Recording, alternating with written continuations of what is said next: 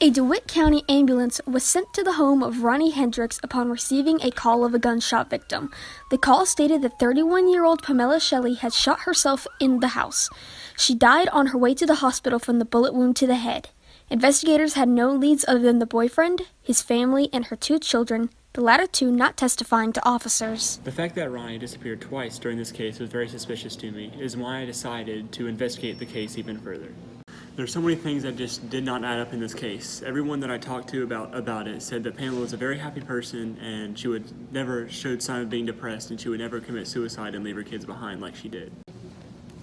My mom never showed any signs that she was depressed or suicidal. When I did hear that the death was ruled as suicide, my heart dropped because I knew something was not right. I knew it had to be murder.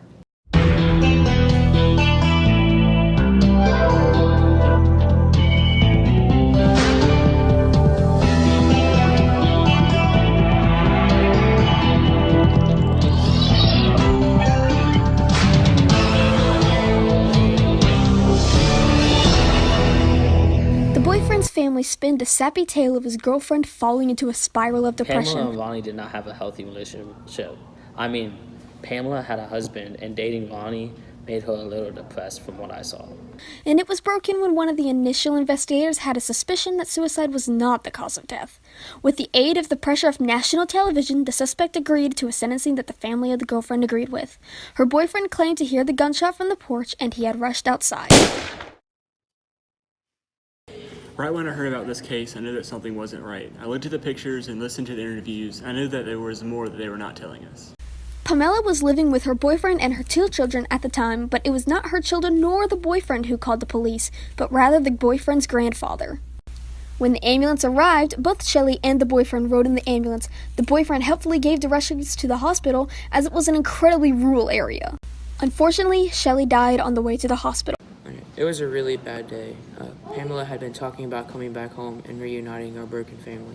Now she's gone forever, along with the hopes of our family being reunited. One thing that was weird to investigators was the fact that the boyfriend was nowhere to be found shortly after she had died.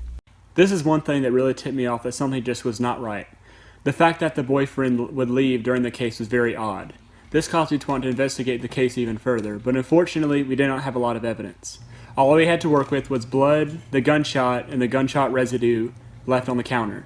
So this made it a lot harder to be able to figure out what happened in the case.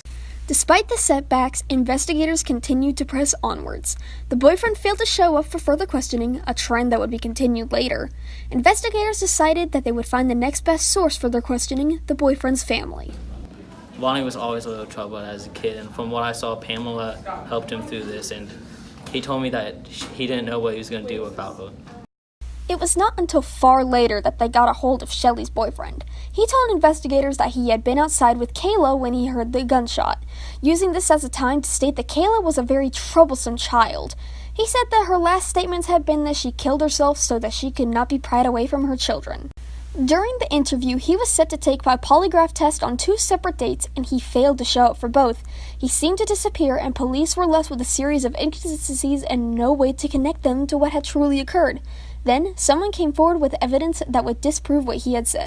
They said that they saw a gray truck driving away from the scene shortly after the gunshots were heard, and Pamela's boyfriend had just rented the same type of truck the day before she had died. It was not only him who was looking into the murder. A television show named Cold Justice was also providing their aid to help solve the crime, a crime that did not scream suicide as it once had during the original investigation. They also had a chance to speak to the boyfriend, who was currently in jail for domestically abusing a woman at the time of the cold case being reopened. I was always interested in this case and was happy to be able to be on the case.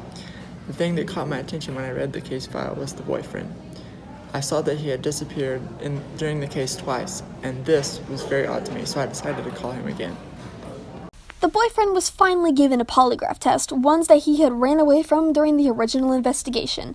These quickly signaled that he was lying. He did admit to lying on 4 different occasions to officers, and he brought up another inconsistency, that he was in the room with Shelley when she had killed herself. The television series named Cold Justice was added on to the case in this point in time, where the pressure was applied to the boyfriend about fully telling the story of what had happened that day. Cold Justice filmed the interviews of the investigators and was published before the boyfriend could be put on trial. They uncovered that not only Pamela Shelley had not been depressed or had any history of mental illness, but also that the bullet wound that had been the cause of her death was not even possible if it were to be a suicide. The only medication she was taking was for seizures, which did not have any side effect that came close to suicidal thoughts and tendencies. Right when I heard about this, I knew we had something. The polygraph test only told us so much. But the fact that Pamela never took antidepressants or showed any signs of being depressed really told me that we had a murder on our hands. Unfortunately, the authorities hit a roadblock because they could not find an unbiased jury because of cold justice. It had been promoted a week before the case was to be conjured. When a jury of women immediately said that they deemed the boyfriend guilty, they were sent off. Without an unbiased jury, they had to call a mistrial. Yeah, that was very disappointing. I was sure that we were about to get him. Then that happened. After that, I knew we would have to do something else in order to catch this guy. It was then that the unexpected occurred. The boyfriend admitted to the murder of Pamela Shelley. Ronnie Hendrickson's reason for murder was found after looking through phone records. Shelley had been planning to head back home to her husband and reunite their family. Hendrickson did not want for Pamela to leave, and after continuous begging and pleading, he took matters into his own hands. Cold Justice found that, as previously stated, the angle that Shelley had been shot in would have been impossible for a suicide. It was with that in mind that Ronnie Hendrickson was ruled to 22 years in prison for Pamela Shelley's murder. Had it not been for the aid of television and the persistence of officers, Pamela Shelley may have never had her murderer imprisoned for his crimes. With the help of cold justice, Ronnie Hendrickson was sentenced for the time that Shelley's family deemed fit and will not be released until 2034.